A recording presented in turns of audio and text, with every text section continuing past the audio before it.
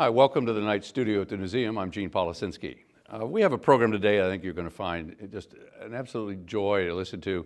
We're going to talk about something that I think in this town doesn't get talked about enough, which is, does the press really have any power? Our program is presented today by the Young Turks along with the Newseum Institute. We're glad to have you all here in the night studio.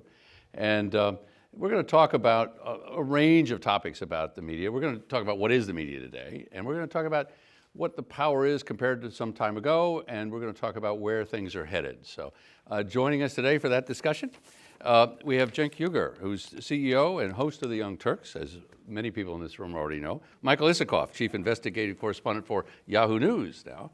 And Dylan Ratigan, the best-selling author and former host of the Dylan Ratigan Show on MSNBC. Gentlemen, thank you very much.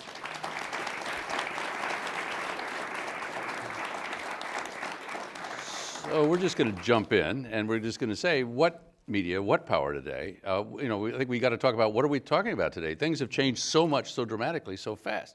We were just talking about earlier about what things meant, certain standards by which you could measure power in the past. What do we have? What do we have now? You're doing a show that's blowing the doors off everybody, and what? 10 years ago wouldn't have been possible. 5 years ago? Yeah. No, you're absolutely right about that. So you're very right to point out the question is who is the media that we're talking about. We do a show online now that has 40 million unique viewers a month, 100 million views overall a month on YouTube, and I just found out today we're going to have about 20 million on Facebook this month, so combined 120 million. But does that have influence in Washington? I think that's an entirely separate question. And I know that I went on MSNBC, partly helped by Dylan over there, who had me on as a guest host initially, and that's how it began.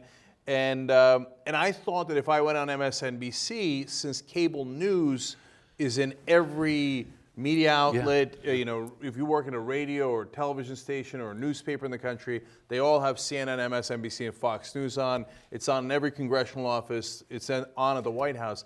I thought that would have real power because it's being broadcast into there, but I don't believe it does. I was just so much noise in the background? It's not that it's noise in the background. I think that I was under the belief that if we made a good and compelling argument, that it would make a difference.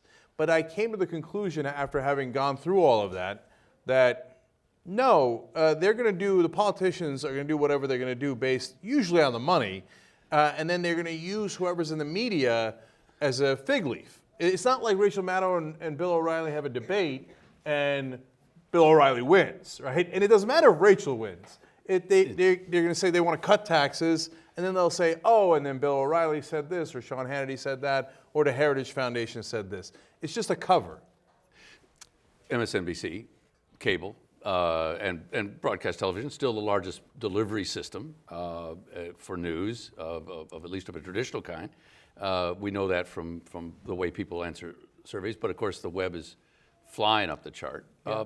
Where's it headed? What about the power of the? Is it noise or is it not? I think you have to look at how things are, where you have to follow the money, not just in politics, but in general. Yeah. Cable news is watching a systematic decline in the people that actually watch it. Right. We all know this.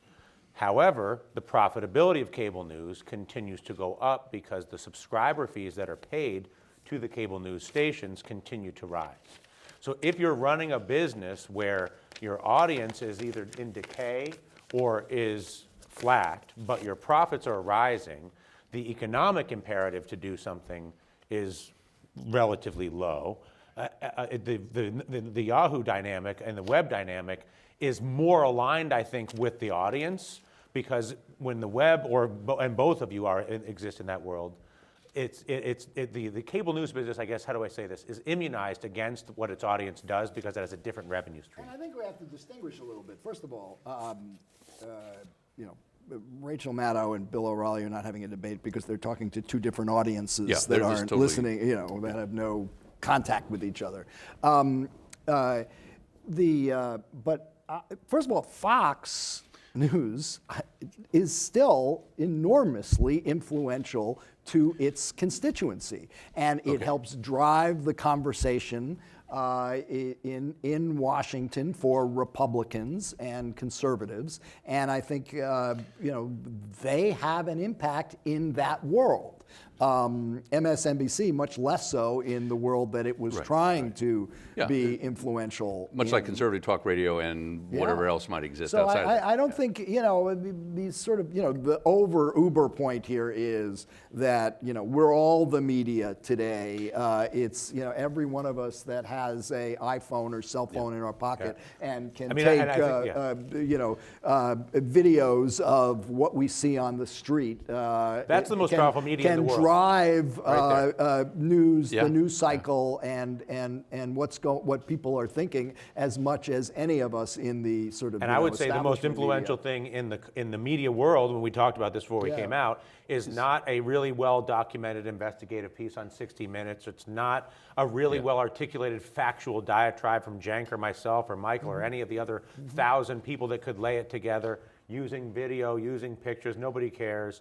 But an actual real cell phone video of an actual event actually happening. Which we're seeing And now we've seen more and more that of. in Yeah. is knockout material. I believe you're more likely to see, certainly in terms of any legislative impacts on a municipal, state, or federal level, come from a random cell phone video much more than it will ever come from a celebrated journalist's foray into investigation. Let me just welcome also those of you watching on the live stream. We've got an audience out there, and you're going to have a chance to join the audience here in the studio to ask questions. You can go to hashtag TYT Live and send us your questions, and we'll get to those in a little bit. But Cenk, you go ahead. So, there's a couple of different things that I'd like to, go one by one on. So on the issue of O'Reilly and Maddow's debate, right? Their non-existent debate. Non-debate. Right. So yes, you're right, they're appealing to their own audiences, but there's something else that they're trying to appeal to. They're trying to appeal to policymakers, because if you ask Rachel, would you like to have influence in which way this country goes? Of course she's going to say yes. Of course Bill's going to say yes. They're all going to say yes. I would say yes, right? The question is, do they? And in the past, I would have said yes. Now I believe the answer is affirmatively no. I think it is true for Fox and those shows. So- Because I That's think interesting. because I kind of those agree with people you. do want to, because Republicans in this town do want to be on those shows, the Fox shows at night. Okay. They know they got an audience. They know, every Republican presidential candidate, I guarantee you, will show up on a Fox show. And it's an insular audience that you couldn't count on MSNBC, right? I mean, this is an audience where I remember I was hated by everybody who was a natural audience on MSNBC, and I was hated by everybody on the Fox audience because I was employed by MSNBC. So I was in a peculiar, I was just widely disliked, I would the say. old print days show you're right in the middle. An audience continued to show up. I don't know who they were. They might have just showed up to be pissed off. I don't know. But there was almost that reverse proof of Mitt's going to win, Mitt's going to win, Mitt's going to win. How could Mitt not win? Well, talking to yourself, and that might be a sort of reverse example of that audience that was so insular and so tied to the one group that probably has influence. But I would argue that Fox News and the Republican Party serve the same boss. So that's why it's an illusion. Yes, there's no question that the congressmen want to be on Fox. There's no question that if you're in the Republican primaries today, you want to be on Fox as much as possible. Well, because you're fighting for that vote. You're fighting for that audience. Republican primary-based vote. Yeah. But in the end, what difference does it make? Because Fox is going to push for the tax cuts that their bosses want. Well, somebody's going to be the Republican presidential nominee, so that it makes a difference to them. It makes a difference to them, but almost only them, because whether it's one of them Republican could be the next president. So no, I know, but it makes a Republican difference X to all or of us. Republican Y is going to do the same exact thing that their donors want, which is cut taxes, cut regulations, do more foreign wars. That's the same thing Fox News wants, because it's the same guys paying them, whether it's the advertisers, the corporate parent in the case of Fox News, or it's the donors in the case of the politicians. So that's why I think it's a fake power The real power is where But the isn't it money all lies. just fake journalism? I was saying this earlier, like the idea is that there's a brand, like the whole thing right now is to develop either a personal or institutional brand and monetize it. Yeah. Right? Whether it's whatever it is. Right. And so the opportunity to promote the brand of journalism is a very profitable brand to cultivate. And so, the media has a tremendous amount of power to secure human beings' attention around branding that is called, quote, journalism in order to make money. Right. It's just that there's been a total detachment from journalism and policy because of the money in politics and because of the gerrymandering of the districts. I'm a little bit persuaded by Michael's point on the Republican side, only because they are so consolidated. The Republicans, by my sense, are actually a much better organized tribe than the Democrats are, and as a result, they're more effective at picking a location or a target. So here's how I view it. Here's how I view it. Just one more thought on that. In China, there's a Politburo, in essence, that picks who you're going to choose among. So they told Hong Kong recently, hey, don't worry, we got a couple of acceptable candidates, and then you'll have your democracy. You'll choose among them, right? In Iran, the mullahs decide who the acceptable candidates are, and then you have the illusion of democracy because you get to choose between them. And I think the donors wind up picking a couple of acceptable candidates. There are elites, there are mullahs, there are Politburo, right? Yeah. And so they make a decision. These are the guys you get to choose from. Tell me why shouldn't I agree with him, Michael? Well, I don't want to we agree have with rival mullahs for one thing. I mean, there are they got rival mullahs. There are feuding mullahs. Yeah. There are, and they rise and fall mullahs. But look, just taking a little step back from this. I mean, we can all be very cynical about that the media is partisan driven or it's appealing to an audience. But I do think on some level, real reporting, real news can break through, can make a difference, and people can sort that out. And it doesn't have to come from the establishment media, but when you got something, right, when you're telling something to people something policy? New. Well, I will give an example. Thing That's a perfect example. Now, Glenn Greenwald, who was not a particularly influential journalist in the United States, most people had never heard of him, got the Snowden documents and found one document in particular that showed that the NSA was collecting records of the phone calls of every American. And he had the document. And he put it out there on the Guardian website on a Wednesday night, and people looked at it and said, wow, this is news. This is telling us something that we had maybe suspected but never been able to prove and had been denied by the government. And it upended the national security structure in the United States. I guess the question is, did it? Well, it may. They're still listening.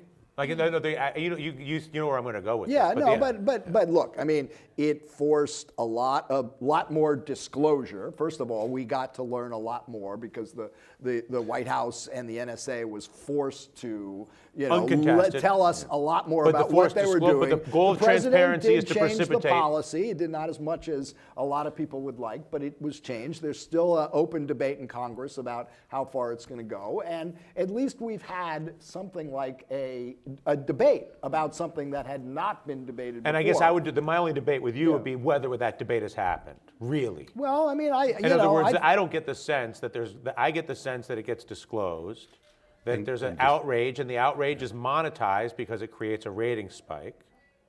And then, so the outrage is valuable for cash inflows at the news agencies, or the websites, or whatever. And because everybody's long outrage, right? I mean, if you're Jeff Zucker, if you're whoever, you're like, what is the most outrageous possible thing we can do? Because that gives us the biggest audience. And then the outrage creates an emotional catharsis, which is relieves the tension in the electorate with the peasants. But then the actual policy, they're like, we listen to everything you do. Deal with it. Also, let's point out that that document came out, bang. Yeah. But it followed what, 7 or 8 years of disclosures that are very, very close to that, where there were a number of news outlets that said this kind of program is Or going on, or certainly that kind of speculative. program. but And this was- it I didn't followed move this anything. pretty Yeah. closely, and there was debate. You know, the New York Times in 2004 disclosed the NSA warrantless wiretapping program. It was, and USA Today had written a story On the phone, about right. about the phone collection, never confirmed, Right, right. actually denied, you know, with little Explicitly. weasel words, Yeah. but Yeah. it was But they denied came out and said, as "No, we're not." recently as March of 2013 by the director of national intelligence, James Clapper, and then bam, there it was. They've lied to us, and they are doing it. And here's what they're doing it, and here's how they were doing it. And I think the most outrageous thing about it was that it had been concealed, and that they had played they all still all have their these jobs, and games they're all still to doing conceal it. it. Yeah. I couldn't agree with you more on America that, but kind I'm of just said, saying. they said, well, now we know. Yeah. I mean, that seems to be Yeah. the So let's talk larger- about what happened after we know, right? Yeah. Then we turn to the mainstream media, and we've got people yelling on not just Fox News but CNN and that Edward Snowden's a traitor.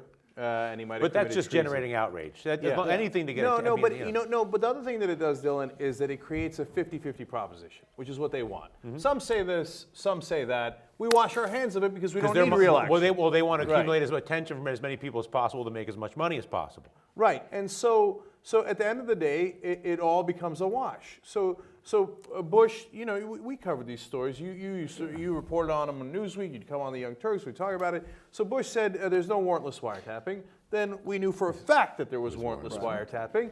And then in hindsight, they got Congress to say, okay, that warrantless wiretapping that was clearly illegal, that we should have obviously impeached you for, instead we'll turn around and make it retroactively legal. And the reaction of the old media, in my opinion, that were watchdogs would have been outraged, but not outraged to let out a little steam, but actually, wait, now we're the watchdogs. You can't do this on our watch. Look, I'll tell you a story Sam Donaldson told us on the show a long time ago.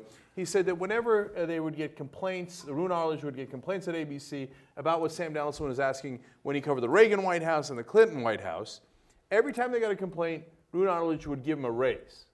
Okay? Yeah. And that's not the case today. It's just not. You'll lose access and you'll be done. But I feel like actually Michael that you actually represent. And I'm not What do I represent? No, you represent more of that Roone Arledge culture. I think that you actually, as an individual, as somebody who has respected you and admired you, and has been a consumer of your reporting over the course of your career, I actually feel like that you are more in the majority at one point in time, and that you're more in the minority now. And I think that that's part of the. I don't know. Do you Well, agree I've with certainly pissed off a lot of people. There's no question about that. God bless him. There we go. But I am also old school in the sense that I don't view it as my mission to achieve a certain policy result. It is, You're a get witness, the not a judge. information out there, let people know what's going on, and then The watchdog let barks. the democratic Right. process, with all its limitations, play itself out. Since you self-identified or been identified as old school, let me ask you, Yeah. when did it slip away? You could look back to a time, and let's just go for convenience to the Eisenhower period. Journalists here, politicians kowtowed.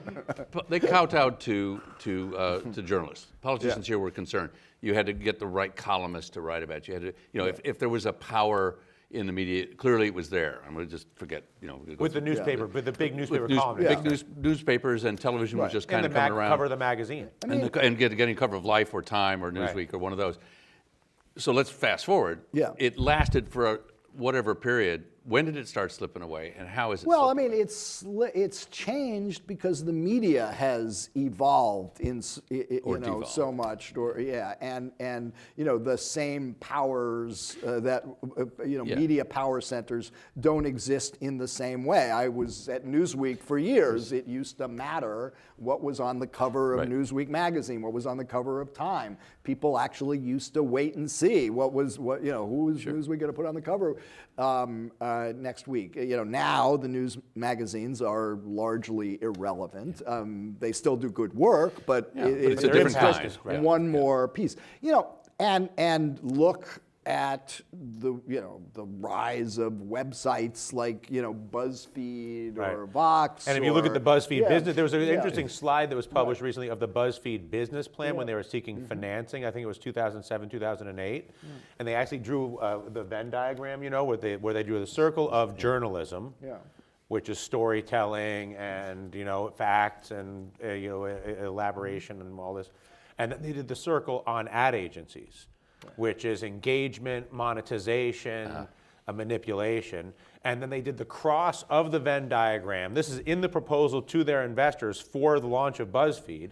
And they said BuzzFeed will live in the intersection of the best manipulation, engagement, and monetization practices of advertising with the storytelling and use of, and the ambiance of fact of, and it's not that that's something that kind of happened. It literally was a bunch of guys that are like, listen, if we just take this part and lay it on this part and we just focus on where the diagram crosses, we will get a lot of eyeballs and turn them into a lot of money and we'll get rich. Can I just say, it was the plan. That is true, and it just shows how things have changed, and you can see it with the way the White House engages in the media, where they give, the president will now give an interview to BuzzFeed or Huffington Post. But that said, it hasn't completely changed either. When Obama wanted somebody to talk about the Iran deal, he gave an interview to Tom Friedman of the New York Times. Right. So he's still, for certain issues, for certain stories, for certain kinds of national security issues, establishment publication and their establishment columnists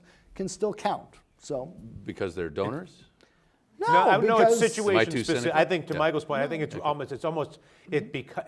the paradigm of the modern day is customization. Yeah. And so there is no longer a platform that is the platform. There are paid professionals with every situation, with every candidate and every story or every policy that then identify who are the specific reporters or platforms that are the right ones to contact for this specific story. Sure. And the matrix of the identity of those platforms and reporters changes like a kaleidoscope based on both their relevance at the time and how the particular issue stacks out, and who you're, it's the same way they've done with electoral politics, where this percentage is for a foregone conclusion, this percentage is a foregone conclusion. And you're targeting these 5 voters are the only 5 voters that matter. Whoever gets these 5 voters wins, and whatever it may be. And I think it's the same thing with the media, where if Tom Friedman is the guy that comes up on the stack, they'll go to Tom Friedman. If BuzzFeed's the guy that comes up on the stack, they'll go to BuzzFeed. Yeah. They're really, the best politicians are just programming their own media and letting everybody else adapt to it. I mean, what I would love to see, my dream politician is somebody who would literally, go in and all comers. Like I love the British Parliament, where they just pace up and down, and you can say whatever you want to them. And go to question hour and rock and roll. Why not just have a big argument? Where are you on the Venn diagram? What's your Venn diagram position? Good question. Yeah, what's your business plan? So our business plan. Because you've got millions of people. Right. Say that again? No. So I'll look earnestly at the camera. Right. Millions of people. So we've taken a fascinating counter strategy, which is tell the audience the truth, and then they'll come and watch, and then you'll have a valuable property, and then people will be forced to come on your show as guests, so you don't have to sell out for access. Advertisers will be forced to come and deal with you because you're sitting there on 40 million viewers, 80% of whom are under the age of 35. You want to reach that audience, or don't you want to reach that audience? But that's been a brutal, I mean, how long have you been building this now? 15, 20 years? Yeah, that's right, 13 years, and that's right. And you haven't made a lot of money along the way? I mean, you had to be willing to go through, near starvation, and we did.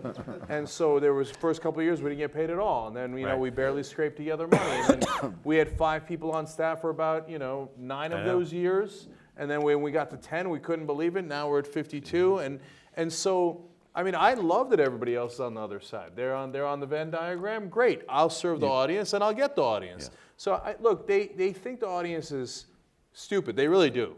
And I've worked on TV. I've been a guest on TV many times. I worked in radio. I worked in every kind of platform there is in the media. And when the producers talk to you in coded language, right? Like, let's keep this simple, okay? Yeah. So that means we think the audience is stupid, right? And so we think we can get this past them, right? And so, and I don't think so. I think the opposite. Now, in the short term, I think the American people have made grave mistakes.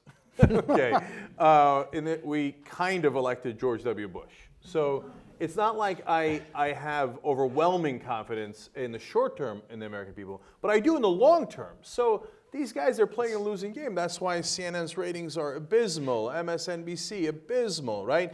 Well, and why did they change? So in the old days, they used to have they were told by the government, if you're going to use the public airwaves, you've got to do this service where you provide the news for people. They weren't supposed to make money off of that. Right. That And was for a supposed to long be the time, deal. You it make wasn't. money off of entertainment, right? And then you provide the service of news. Then they forgot.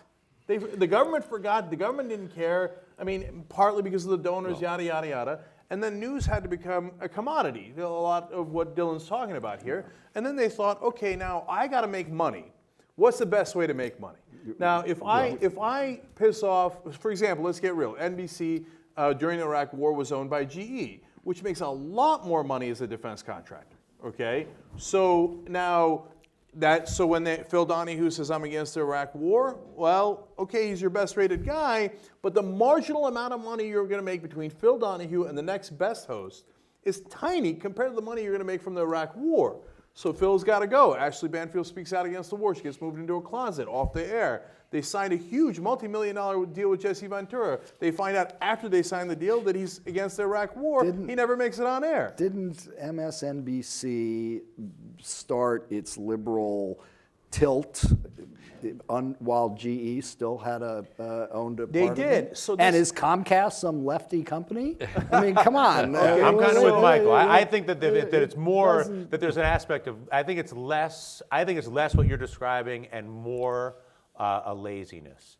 I think that the biggest crime is I don't think it's as organized as that. I'll give you an insight. You want to know what drives network news? I mean, I was with NBC for a few years.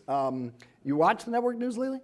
What percentage of the network news is about weather? Somebody here ought to do a statistical study of the percentage They do of great. the I love their weather network stories, actually. newscasts that are devoted to weather. It's astounding. It's raining today, and there's it's hot here, in Nevada.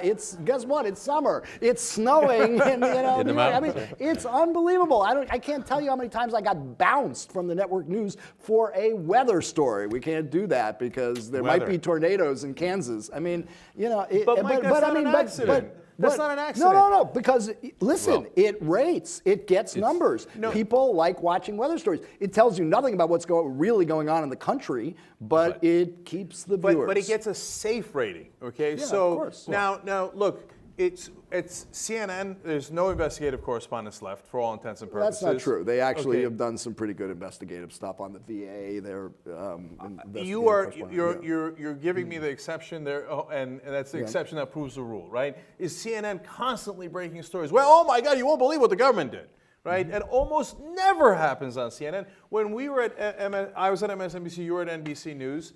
I couldn't get anybody to investigate a question I had about Ron Paul. He had appeared on the show. He said something that I didn't quite believe. I couldn't find a single investigator in the building. You were busy because you were the main guy. You might have been the only guy, right? And so it's not like they don't know what they're doing. Like, golly gee, do we have enough money in the budget for investigators? They don't want to investigate the government because God forbid they find out something and then Comcast can't get their merger approved, which thank God they didn't. Can't, yeah. Right. And I want to be clear on this. I'm not suggesting a conspiracy. I'm not saying that. You are suggesting No. You're articulating one. It's a conspiracy. It's a conspiracy of incentives and disincentives. Okay. So not an intellectual. it's a passive. Nobody's sitting in a smoke-filled room going, "We'd like to make more money from war." They're sitting in a bank vault. So that's just because you can't smoke in the office anymore.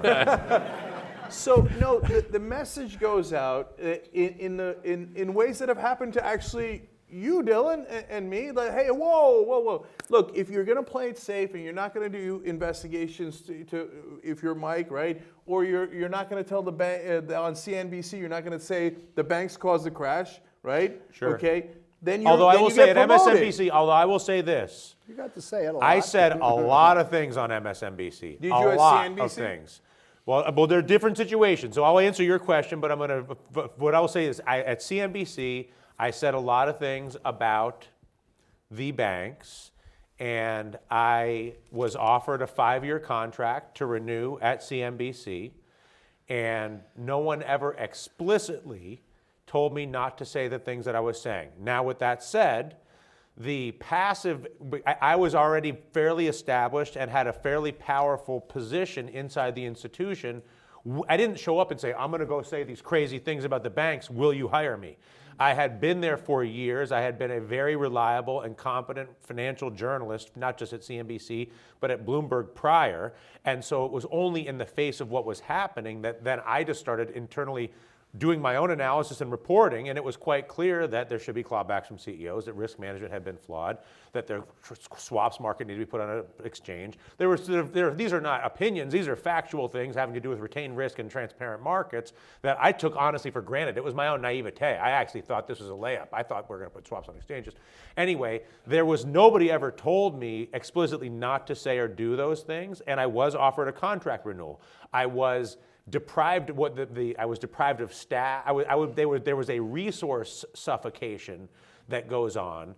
I would say that is the only dynamic in play as far as MSNBC is concerned. I mean, I'll tell you this, I'm probably the highest internet awareness for me is when I lost my temper, whatever year it was, 2010 or 11, where I started yelling at everybody.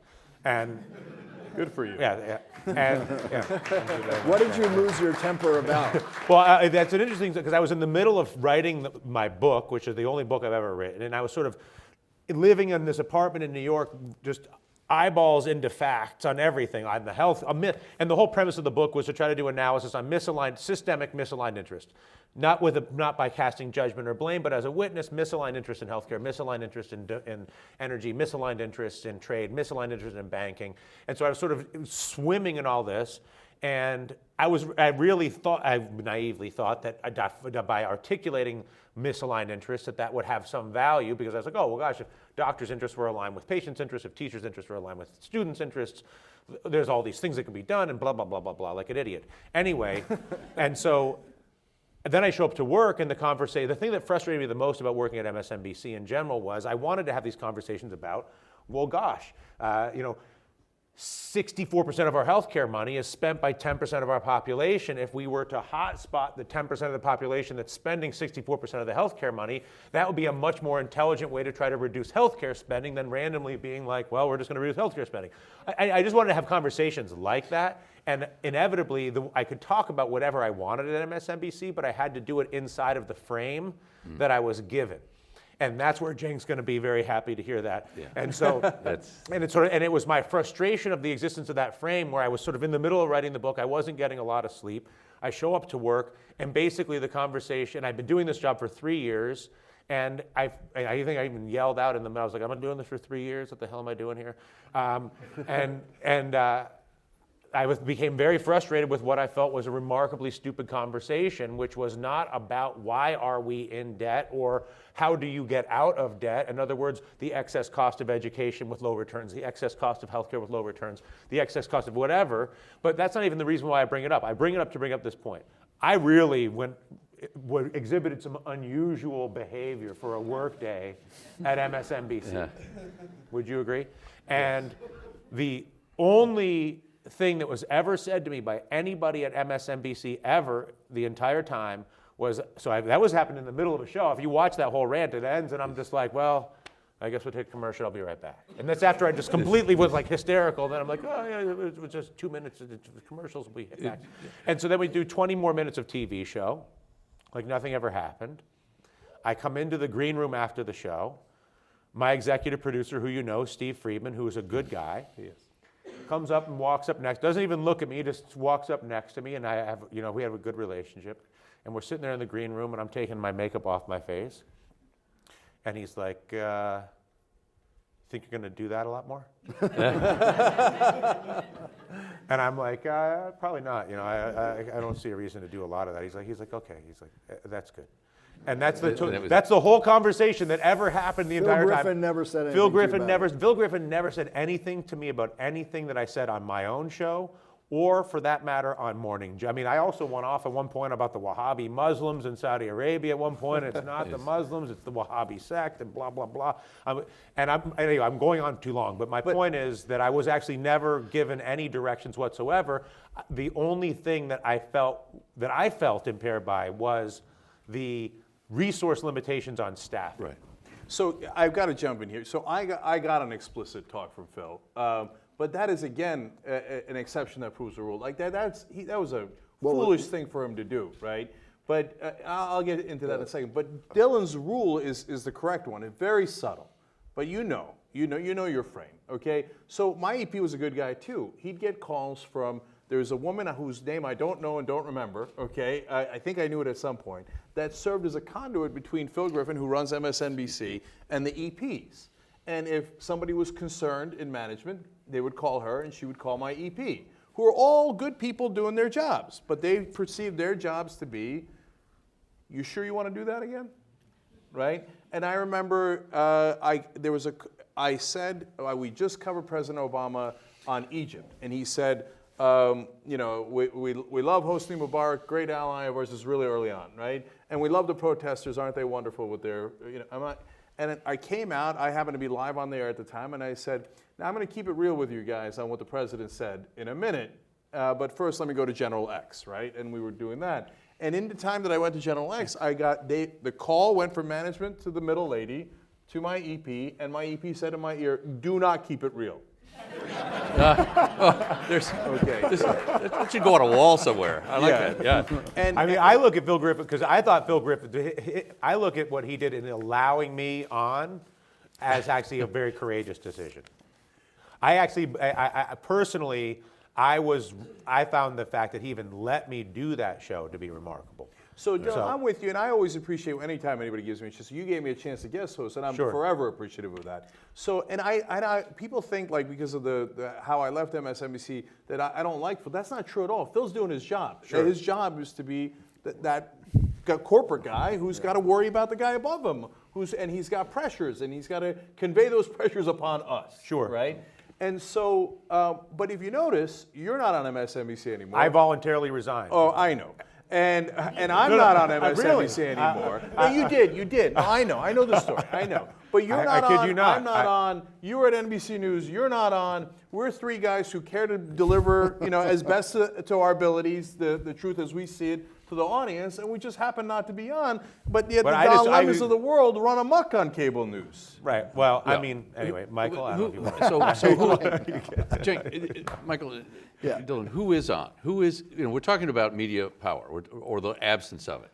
Well, first of all, they're on every night. Weren't we saying before that the cable, by and large, the cable shows are less relevant, that new media is springing up in all sorts of different ways, and that's become much more influential, and websites and cell phone videos, I'm telling you, the video from the elevator is more important than anything else. I'm not sure it matters, who's on. Yeah. I made the distinction of, for one segment of the audience, Fox still matters But a after lot. that. Right, but for everybody else, I think it's a very different game. But I actually think that goes to show exactly what we've been talking about, which is that if you don't serve the actual news to the audience, they're going to get it from somewhere. You can't bottle it up, especially in the internet age, right? So if the guys on cable news are telling you it's hunky-dory, but you're seeing cell phone footage after cell phone footage of unarmed black men being shot all over the country, and then but the authorities tell you that the cops are lovely people who all mean well, are incredibly dangerous jobs. And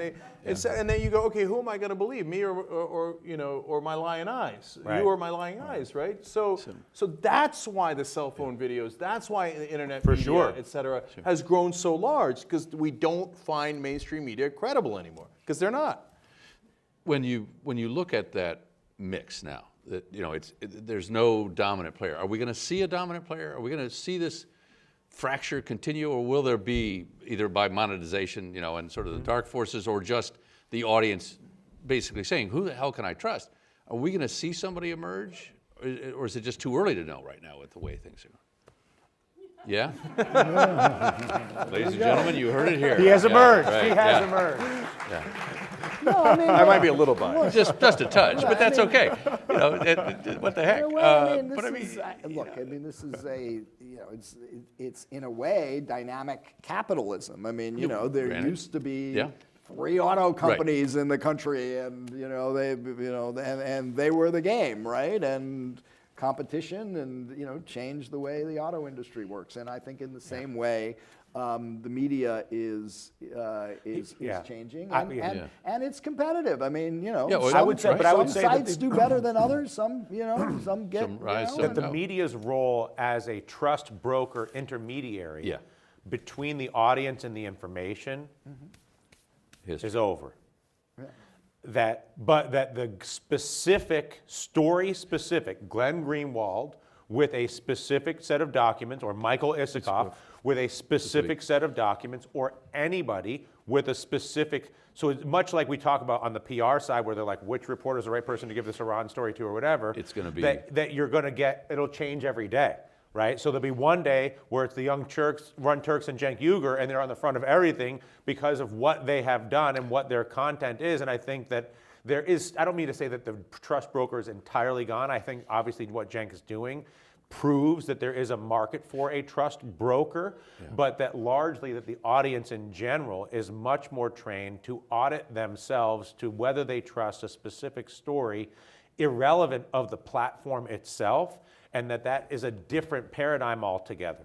I never thought about it that way before, but I actually think that maybe they did us a favor by training the audience to be more skeptical, right? Because we got fed so Right. much fakeness all through all these years and decades that eventually they started tuning it out and going, I don't believe that. I don't believe that I don't trust them, et cetera.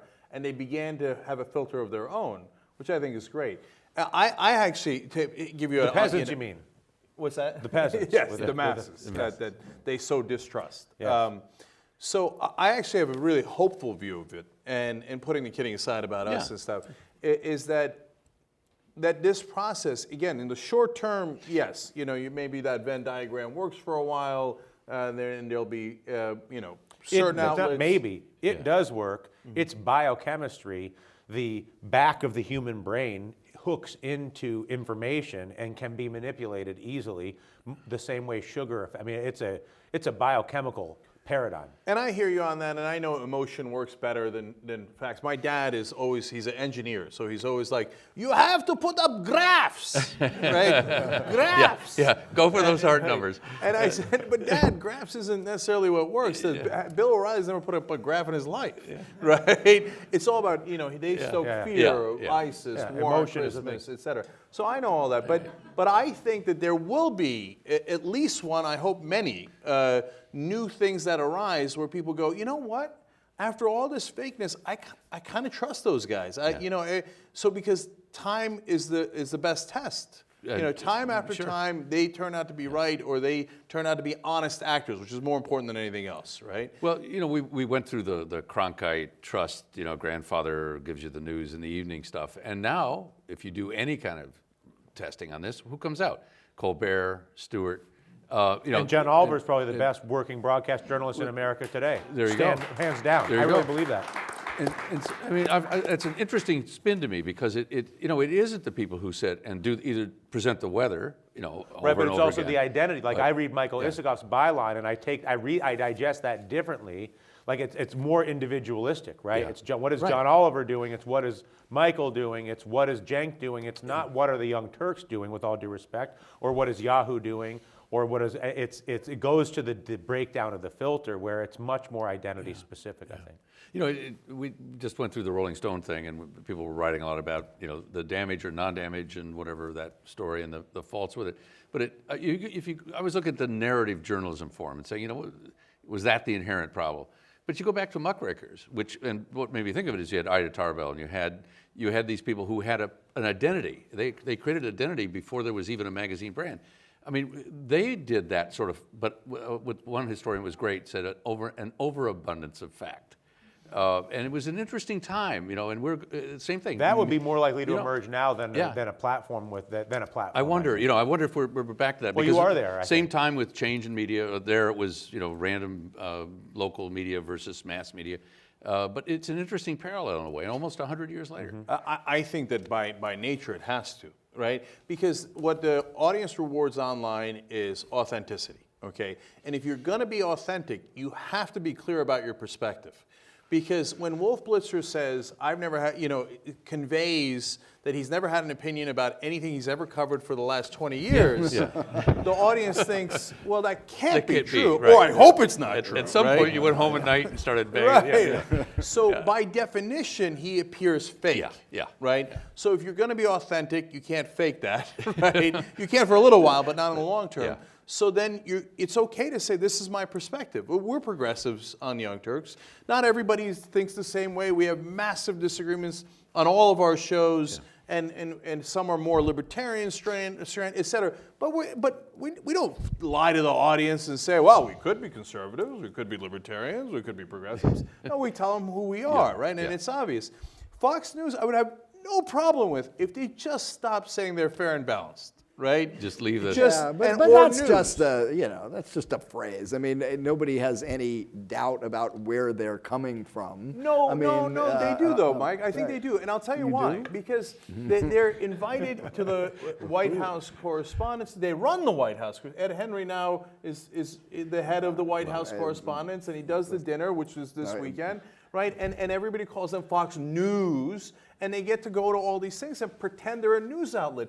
I think the whole country thinks it's a joke. I agree with you. If you ask the American people, including conservatives, they'll say, of course they're conservative. What do you mean, right? Yeah. They would find it an insult to not say they're conservative. Right. But when you talk to the mainstream press, they say, no, they're news. If you said to ABC, if you said to MSNBC, CNN, especially CNN, are they a joke? Are they propaganda? They would say, no way. They would say, no way.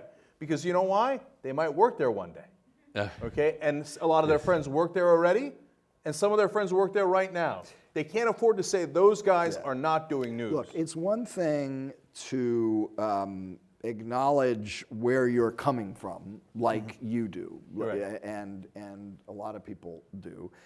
But you use the word propaganda, and I think that's something very different. And And I do make a distinction between propagandists and a news outlet that might have a political bias. And I think that's a fine line to draw, but it is an important one to draw. No, I hear you. That's why the difference is either you're honest about it or you're not, right? Yeah. So when you're I think dishonest the honesty about it, then it becomes is important. propaganda. Yeah.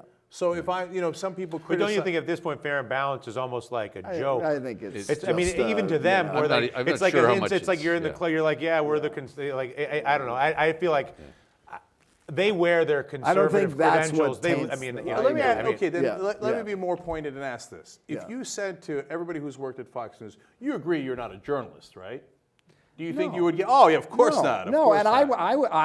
I would challenge the suggestion that everybody who works there is not a journalist. I think there are plenty of fine journalists there who who work hard and try to report the news. There's no question where their network is coming from, but I can think of half a dozen who I think are decent journalists and do their job. Mike, if their stance is, Yeah. hey, we're against the Democrats winning the House, and when they did, you remember back in 06, right? The Democrats take the House, and they say that's why, and I'm finding news about that, and that's totally fine. Again, we're agreed. That's perspective journalism. But there was an internal memo written from the executives at Fox that told the reporters, go find Hamas celebrating that the Democrats won, right? So now when you go do that, and then you see Martha McCullum, and I'll name names on that, okay, on air going, oh, here they are celebrating, and when that's not really the case. And then you do that, well, then that's propaganda. That's not journalism. You've moved from partisan to propaganda. We've got some questions. It's hashtag TYT Live, and we have a question, I think, from there now. Okay. Oop. There we go. Richard Fowler here from The Richard Fowler Show, a member of the TYT Network, and we have a question for you, Cenk. For the whole panel, rather. And this is from What Zen. Thanks for your question. And she says, he or she says, my question is this. Why does the mainstream media endorse Hillary while at the same time ignoring Bill Clinton's Wall Street ties?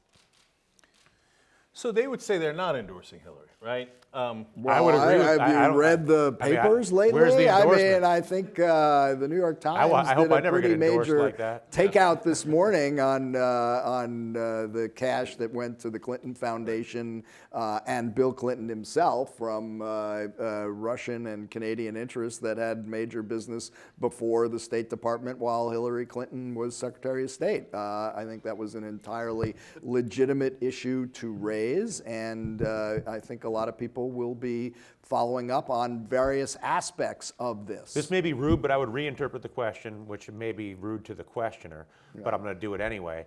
The mainstream media is accepting Hillary as the guaranteed Democratic nominee. Well, that's because she has which is no being, opposition which to is speak being of. perceived as an endorsement of Right. her, as opposed to pretending that there's some other Democratic candidate who could possibly get the nomination. Which I don't disagree with the mainstream media's assessment that.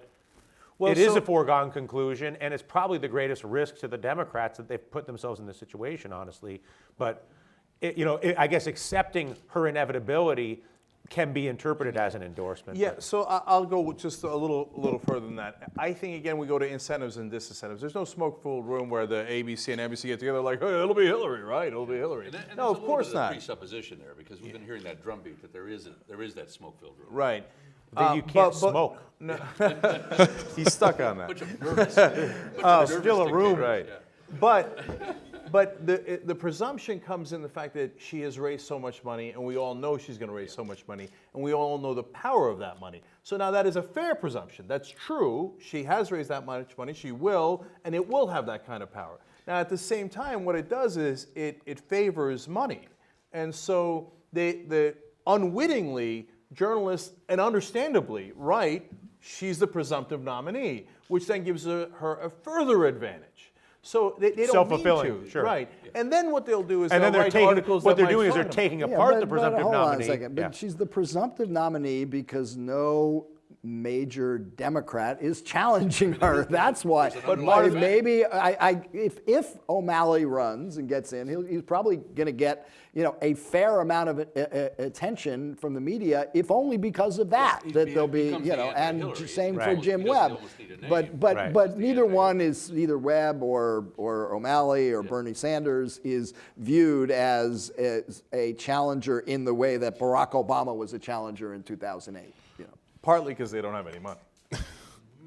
And we have another question from hashtag TYT Live. Go ahead and tweet your questions in. And this question comes from No More Donations. If corporate mass media outlets like MSNBC and CNN believe Black Lives Matter, why doesn't their reporting reflect that? Well, for the first time, I might say that's a tiny bit unfair to MSNBC. I think that they do cover those stories, and that's among the stories that they cover fairly well. I think that they spent a lot of time, rightfully so, on Trayvon Martin and a lot of and Ferguson, and I think CNN spent a lot of time on Ferguson. So, I No More Donations. I know I'm familiar with him from our show and makes a lot of good points. But I think that's a tiny bit unfair to those guys. Well, and again, we were talking about this earlier. Let's move out of the New York Times, Washington Post, maybe LA Times, that orbit. There's another layer of journalism out here. Layer may not even be the right word. Another aspect of journalism where people are doing real stories on real facts, and they're not ignoring those stories. That it isn't the case of either or. They're doing stories that have impact on a state level or regional level or sometimes a national level. Right, but I think the reason people get frustrated, and so I think there's some frustration in that Sure. question, regardless of, that is that there's the belief that if the story gets coverage, that there will be a change in policy. And that, I believe, is so the reason why people say, well, gosh, why doesn't so-and-so cover this? If they covered this, and I think that's where I actually think it doesn't, like, you could go wall to wall with the issues, and it won't change a damn thing as far as policy is concerned. But come on, Ferguson got enormous attention, and the Justice Department came in, and they did an investigation of the Ferguson Police Department, and it led to resignations, and it led to change, and it led to reevaluation of the way these cases are being handled, I would say that's actually an Yeah, example and I totally agree with you on of that. where media coverage does make a difference Yeah. and Yeah, can that Justice have some Department impact. report was really important. So I Right. agree with Mike on that. The only other thing I could think of in regards to the tweet is that sometimes the CNN will reflexively fall back on he said, she said. So, they say this and they say that. Now, first of all, there's some value in that, because when you see the Justice Department report on what happened with Officer Wilson and Michael Brown, there was some truth to he said, she said. Like, well, that was kind of true. Yeah, that I was mean, kinda- ultimately, ultimately- that which got everybody excited turned out to be not the case. Absolutely. There was really no evidence that Darrell Wilson had intentionally shot And an innocent man, ironically, and that's why both the Justice Department and the District Attorney could not bring charges. But the context of the way the Ferguson Police Department did its job was exposed and has led to real change. And the attention to all the other explicit cases of police murdering black men, which there's no evidence really that was what happened in Ferguson when you go through that report. But I think that that it has drawn the attention to all the other places where it is very much the fact. I'm sorry, I got to just add one quick thing. I read the whole Justice Department report, and it's not absolutely clear that there's no evidence. I wouldn't, and I said on the show, I wouldn't have convicted him. It's not guilty beyond a reasonable doubt. But there's a moment where Michael Brown, while running away, pauses, according to almost all the witnesses, raises his hands, there's blood on his hands, and then turns around, okay? So it was I certainly don't possible. want to relitigate it, but certainly there was a lot to bring criminal charges when there was so much disputed evidence would have been wrong for any I prosecutor. totally hear you on that, and I probably would agree with that. I'm just saying it's not that there was no evidence. For me, that- Eric Garner is much more cut and dry, honestly, in Staten Island, and certainly Walter Well, Scott. I mean, there's all these other ones that are much more clear cut. I mean, than that. There was that a would guy- ever be. The same way. It's Yeah. right there. It's That's showing. right. We have time for one more. We're going to go back to the web, and we're going to get. We have one more question. This question comes from Denario Bernardi, and he says, "Can we ever get rid of the ad-driven news model?" Yes, we absolutely can. So, and this is what, to the question earlier, what might rise up is, for example, it's already happened in entertainment, HBO, Netflix. Those are, you pay and then you get a certain service, right? In their case, movies, entertainment, et cetera. But I think there's a couple of different ways to do news that doesn't rely on ads as much. Guardian has a trust fund that I think is enormously helpful in keeping them as independent. So it's not an accident that Edward Snowden went to the Guardian. He trusted them partly because they do independent journalism. And he went to Glenn Greenwald because he had a reputation of doing that kind of journalism. And then there's the pay model, which is harder to pull off in news, but it can be done. Our show is partly funded by members. And so what it does is it creates incentives. As you can tell from this, I believe in incentives and disincentives, right? So if we don't do our jobs properly and we seem like we're selling out or misrepresenting, we lose members. And when we do, that creates a financial problem for us. So we are incentivized to be as honest as we possibly can be with the audience. And so I think there is a way to get that balance right. What do you think? I believe that the subscriber model will continue to get stronger and stronger. I believe that the ad model will transition from the 30-second spot into a title spot. I think it'll be more of a throwback where it'll be this hour presented by GE, and it's kind of thing. It'll be like the 1950s again. And I think it'll be a combination, or Michael Isikoff's story brought to you by DuPont. You know, and so I believe that the ad model will stay intact, but the mechanism of the sponsorship will actually go backwards. Back to the day. Yeah, and frankly, if you listen to NPR these days, I mean, you hear that, you see that. I can just see John Cameron Swayze behind this tall cigarette box saying, "Welcome to the Camel Cavalcade of News." Yeah, so there's a throwback aspect to all of this that I think is developing. Yeah, and we do advertising. We do plenty of advertising, so it's not like it's that. But you can just rely the on Young Turks memberships. brought to you by one advertiser who writes a big check for this week. That's great. Is Who better are for they? you because you only got to talk to one I guy. said NPR. I think I meant PBS. PBS. Yeah, PBS. I'm sorry to my friends at NPR. Well, we've had just again the conversation we promised you, I think. Please join me in thanking Dilly Ratigan and Michael Isikoff and Cenk Uygur.